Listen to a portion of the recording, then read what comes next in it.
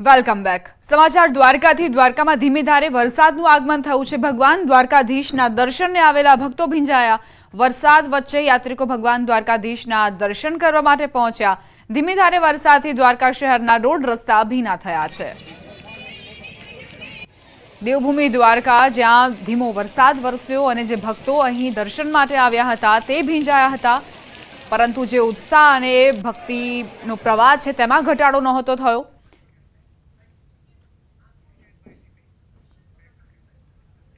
કુતિયાણાના MLA Kandhal જાડેજાની હાઈકોર્ટમાં અરજી. પાલિકામાં ભ્રષ્ટાચારના આરોપ મુદ્દે અરજી કરી છે. સરકારી ગ્રાન્ટમાં ભ્રષ્ટાચાર થયા હોવાના આરોપ મૂક્યા. જવાબદાર અધિકારીઓ સામે કાર્યવાહીની માંગ કરી. આંગણવાડી પબ્લિક પાર્કની ગ્રાન્ટમાં ભ્રષ્ટાચારના આરોપ કાંધલ જાડેજાએ મૂક્યા. હાઈકોર્ટે પક્ષકારોને નોટિસ પાઠવી છે.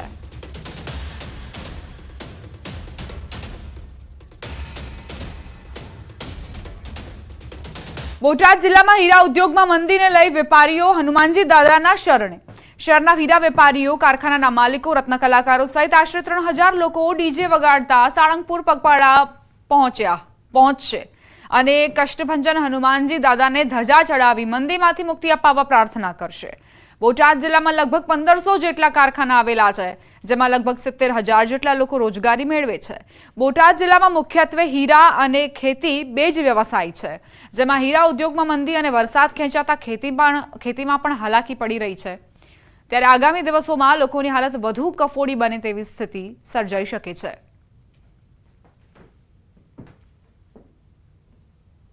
અનેક હજાર માણસો હાલી અને પગપાળા હનુમાન દાદાને ધજા ચડાવવાનું આયોજન કરેલ છે. શનિવાર 7 વાગ્યે સવારમાં સાળંગપુર જવા નીકળવાના છે અને હનુમાન દાદાને બધા પ્રાર્થના કરવાના છે કે હે હનુમાન દાદા, અમને આ મંદીમાંથી ઉગારો. હાલ તો બોટાદ જિલ્લામાં પરિસ્થિતિ લેબર કામ માટે બહુ કફોડી છે. હીરામાં 50% કારખાના બંધ છે અને આની આ પોઝિશન રહે તો હાથમ આઈટમ પછી બીજા 25% કારખાના બંધ થશે. હીરા બજારમાં મંદી વચ્ચે સુરતમાં લૂંટની ઘટનાઓ વધી રહી છે. રત્ન કલાકારો બેરોજગાર થઈ રહ્યા છે.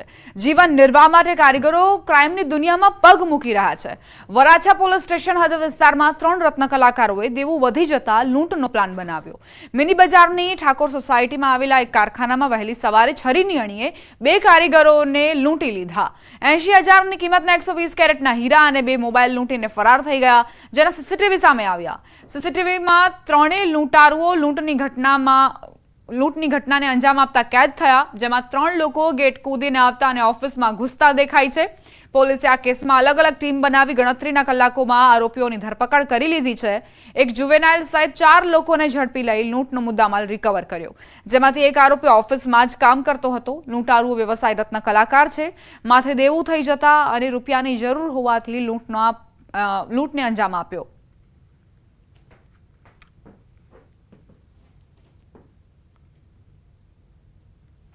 વરાછા પોલીસે તમામ આરોપીઓની ધરપકડ કરેલ છે.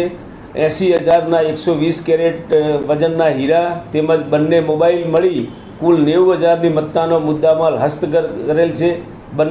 ત્રણેય આરોપીઓની ઊંડાણપૂર્વક તપાસ ચાલુ છે. રાજસ્થાનના લાલસોટમાં બારી ભેખતાંગા ઠેર ઠેર જળબંબાકારની સ્થિતિ. રસ્તાઓ પર જાણે કે નદીઓ વહેતી હોય તેવા દ્રશ્યો કેમેરામાં કેદ થયા. તો નદી નાળા ડેમ છલકાતા જનજીવન પ્રભાવિત. મેઘરાજાની ધમાકેદાર બેટિંગથી રાજસ્થાનના લાલસોટનો મોરેલ ડેમ છલકાયો. ડેમમાં નવા નીર આવતા લોકો ડેમનો નજારો જોવા માટે ઉમટ્યા. ડેમ છલકાવાનો અદભુત નજારો કેમેરામાં કેદ થયો. નીચાણવાળા વિસ્તારને કરાયા એલર્ટ. પૂરગ્રસ્ત વિસ્તારની મુલાકાત પર ગયેલા ધારાસભ્યની બેદરકારી. રાજસ્થાન દોસાના લાલસોટમાં ધારાસભ્યની કાર તસવસતા પાણીમાં ફસાઈ. પૂરગ્રસ્ત વિસ્તારની મુલાકાત લેતા સમયે તસવસતા પાણીમાંથી પસાર થતી કાર કેમેરામાં કેદ. રાજસ્થાનના ટોંકમાં મેઘાના કહેર વચ્ચે લોકો જેસીબીના સહારે પુલ પર તસવસતા પાણી ફરી વળતા લોકોએ અવરજવર કરવા જેસીબીનો લીધો સહારો. નદી નાળા છલકાતા અને ગામનો સંપર્ક કપાયો. રાજસ્થાનના બુંદીમાં અનરાધાર વરસાદથી લોકોના હાલ બેહાલ. પાણીના ધસમસતા પ્રવાહમાં તણાઈ પોલીસની જીપમાં સવાર પોલીસ કર્મીઓનું એસડીઆરએફના જવાનોએ કર્યું રેસ્ક્યુ. રાજસ્થાનના સીકરમાં ભારે વરસાદના પગલે ઠેર ઠેર વરસાદી પાણી ભરાયા. કલેક્ટરે વરસાદ અસરગ્રસ્ત વિસ્તારની મુલાકાત લઈ સ્થિતિની કરી સમીક્ષા. શહેરના Nawalgarh road, Fatehpur road, Bajaj road સહિતના અનેક વિસ્તારોમાં વરસાદી પાણી ભરાયા. રાજસ્થાનના 12 જિલ્લામાં વરસ્યો આફતનો વરસાદ. નદી નાળામાં પૂરની સ્થિતિ, અનેક ગામ ટાપુમાં ફેરવાયા. ભમરગઢમાં સ્થાનિક નદીનું જળસ્તર અચાનક વધી જતા ફસાયા લોકો. એનડીઆરએફની ટીમે લોકોનું રેસ્ક્યુ કરી સલામત સ્થળે ખસેડ્યા. રાજસ્થાનના ટોંકમાં સતત ધોધમાર વરસાદના કારણે સ્થાનિકોને અંતિમ સંસ્કાર કરવામાં પણ તકલીફ. મૃતદેહને તાલપત્રીથી ઢાંકી અને અંતિમ સંસ્કાર કરાયો. ચિતાને ડીઝલ અને રબરના ટાયરથી સળગાવવાની ફરજ પડી. રાજસ્થાનમાં ભારે વરસાદના લીધે જનજીવન ખોરવાયું. ઠેર ઠેર જળબંબાકારની સ્થિતિ સર્જાતા લોકોના ઘરોમાં વરસાદી પાણી ભરાયા. મેઘરાજાએ તાંડવ કરતા રસ્તા પર ઘૂંટણસમાં પાણી ભરાયા. ઘરવખરીનો સામાન પલળી જતા લોકોને નુકસાન. ઉત્તર પ્રદેશના ઝાંસીમાં પાણીના પ્રવાહમાં એક્ટિવા ચાલક ફસાયો. કોતવાલીમાં ભારે વરસાદ અને નાળાના પાણી પુલ પર ફરી વળતા ધસમસતા પાણીના પ્રવાહમાં ફસાયો હતો ટુ વ્હીલર ચાલક. સ્થાનિકોએ ટુ વ્હીલર ચાલકનું રેસ્ક્યુ કર્યું. જમ્મુ કાશ્મીરમાં સતત વરસાદના કારણે ભૂસ્ખલન. રાજૌરીના કોટ રંકલ રોડ પર ભૂસ્ખલન થતા રસ્તો બંધ કરાયો. રસ્તો બંધ કરાતા ખોરવાયો વાહન વ્યવહાર. સવારે 10 વાગ્યા સુધી હળવાથી મધ્યમ વરસાદની આગાહી. રાજ્યના 20 જિલ્લામાં હળવા વરસાદનું યલો એલર્ટ. આજથી 24 ઓગસ્ટથી ભારે વરસાદની વકી. દક્ષિણ ગુજરાતમાં થઈ શકે છે ભારે વરસાદ. દક્ષિણ સૌરાષ્ટ્ર, સુરેન્દ્રનગર સહિતના વિસ્તારોમાં પણ ભારે વરસાદની આગાહી. કોલકાતા દુષ્કર્મ હત્યા કેસના પડઘા ગુજરાતમાં પડ્યા. અમદાવાદમાં બીજી મેડિકલ કોલેજના રેસિડેન્ટ ડોક્ટરનો વિરોધ. આજે ઓપીડી સેવાથી અળગા રહી વિરોધ નોંધાવશે. જૂનાગઢમાં સિવિલના તબીબ પર હુમલો થતા વિરોધ. દર્દીના મોત બાદ પરિવારજનોએ તબીબો પર કર્યો હુમલો. મારામારીની ઘટના બાદ તબીબો હડતાલ પર ઉતર્યા. તબીબો સાથે મારામારીનો વિડીયો વાયરલ. સુરેન્દ્રનગરના ચોટીલા હાઈવે પર એક હોટલના રૂમમાં તબીબની આત્મહત્યા. સાબરકુંડલામાં ખાનગી હોસ્પિટલ ચલાવતા તબીબે ગળે ફાંસો ખાઈ જીવન ટૂંકાવ્યું. મૃતક પાસે મળેલી સુસાઇડ નોટમાં વ્યસનના કારણે આપઘાત કર્યો હોવાનો ઉલ્લેખ. આજથી ખુલશે માછીમારોનું વેકેશન. 2 મહિના બાદ ફરી બોટ માલિકો પોતાની ફિશિંગ બોટ દરિયામાં રવાના કરશે. ઊંચા ડીઝલના ભાવ, દરિયામાં માછલીઓના અભાવ સહિતના કારણે માછીમારો ચિંતિત. CBRNDA ગુજરાત સરકાર સાથે કર્યા MOU. લોકોને કેમિકલ, બાયોલોજીકલ, રેડિયોલોજીકલ એટેકથી બચાવશે આ સિસ્ટમ. અમદાવાદમાં સિસ્ટમ કરાઈ ઇમ્પ્લાન્ટ. ઇસરો આજે કરશે SSLV D3 રોકેટ અને સેટેલાઇટનું લોન્ચિંગ. પૃથ્વીને કુદરતી આપત્તિથી બચાવશે આ સિસ્ટમ. શ્રી હરિકોટાના સતીશ ધવન સ્પેસ સેન્ટરથી કરાશે લોન્ચ. સુરતના દરિયા કિનારે સુવાણી બ્રિજ પરની ચોકીમાં લાગ્યા છે તાળા. દરિયા કિનારે હજારો લોકોની હાજરી. લોકોની સેફટી અને સુરક્ષાને નામે અનેક સવાલો ઉભા થયા.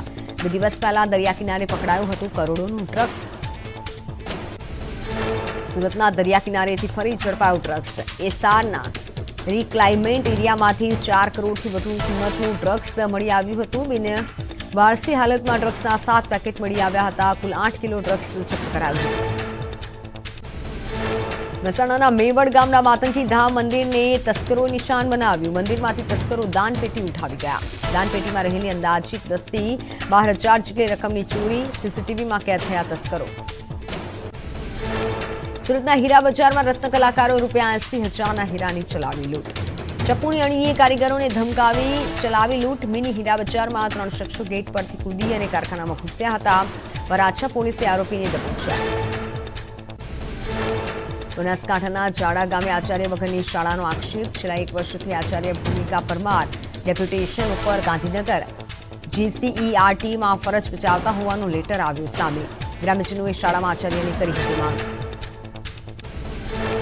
સુરતમાં મેટ્રો બ્રિજના સ્પાન તૂટવાની ઘટનાની કામગીરી બાદ કામગીરી શરૂ કરાઈ. ક્ષતિગ્રસ્ત 2 સેગમેન્ટ સહિત તમામ 11 સેગમેન્ટ નીચે ઉતારી લેવાની કામગીરી હાથ ધરવામાં આવી. કામગીરીમાં 15 દિવસથી વધુનો સમય લાગવાની શક્યતા.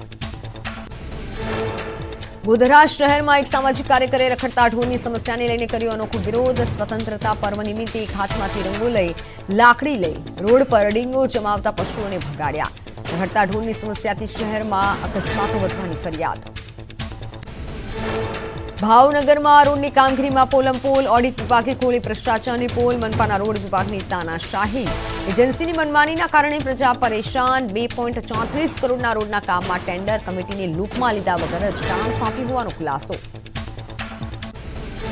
ભાવનગર એરપોર્ટ રોડ પર આવેલા રૂવા રવેચી ધામનું કામ અધૂરું. મનપાની ઢીલી નીતિના કારણે યાત્રાધામનો કરોડોનો પ્રોજેક્ટ હાંસિયામાં ધકેલાયો. યાત્રાધામ બોર્ડે મનપાને આપી હતી 4 કરોડની ગ્રાન્ટ. 3.5 વર્ષમાં 70% જ કામ પૂર્ણ થયું. ભર ચોમાસે ગોધરા શહેરમાં ચિત્રાખાડી ફળિયા વિસ્તારમાં પાણી માટે પુકાર. ડ્રેનેજના પાણીની બાજુમાં જ પીવા માટેનું પાણી આવતું હોવાની ફરિયાદ. કુંડીમાં વાસણ નાખી પાણી ભરવા મજબૂર સ્થાનિકો.